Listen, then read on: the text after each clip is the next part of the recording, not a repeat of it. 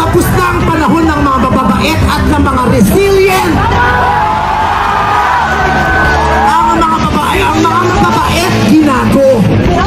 Ang mga resilient, tinarantado.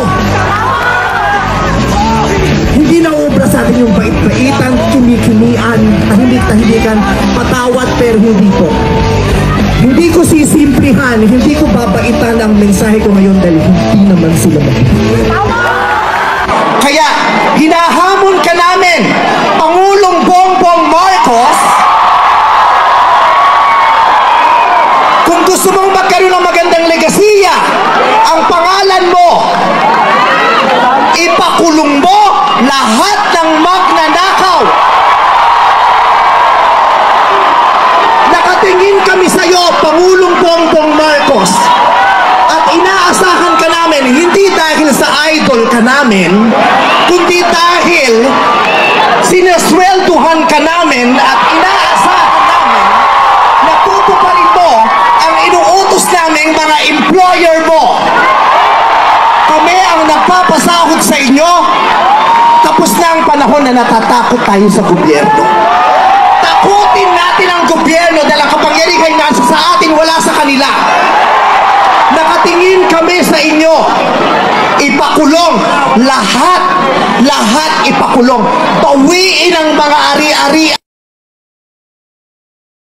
Ang korap na politiko ay higit pa sa mamamatay tao. Ang korap na politician ay higit pa sa magnanakaw. Ang korap na politician, ang korupsyon ay higit pa sa terorismo. Ang mga terorista, namimili lamang ng lugar at panahon kung kailan aatake. Pero ang mga magnanakaw sa Pilipinas, walang pinipiling araw. Araw-araw nila tayong ninanakawan. At ang inaatake ng mga terorista, yung mga iba ang pananampalataya, iba ang paniniwala, ibang lahi. Pero ang mga korap, kapwa Pilipinong kalahi ang ninakawan. Kaya hindi tayo pwedeng sumuko lang ng ganito. Obra sa kanila ang mabuting asal at mabait lang kasi nga mga demonyo sila. Kaya tama yan. Sumigaw lahat ng galit. Lahat ng galit na galit. Ang hindi matatapos ang galit bukas. Ang iparirinig ang galit hanggang hindi makulong ang mga putang inang magnanakaw. Hindi tayong pwede magalit lang ngayon. Kailangan hanggang bukas, kailangan sa susunod na linggo, kailangan sa susunod na buwan, hanggang umabot ng ilang taon hanggat hindi sila nauubos. Walang mawawala sa atin kasi ubos na tayo. Kaya ang gagawin natin ngayon ay babawi na tayo. Ikulong ang mga magnanakaw. Para sa akin, hindi nga sapat ang kulong. Dapat patayin ang mga korap na magnanakaw. Ibalik ang death penalty para sa mga korap. Para patayin ang mga magnanakaw, ikulong pati pamilya nila. Dapat gumawa ng batas ang pamahalaan para ibalik ang death penalty. Pasensya na po, Father. Alam kong ayaw mo ng death penalty. Ipagdasal mo na lang ako.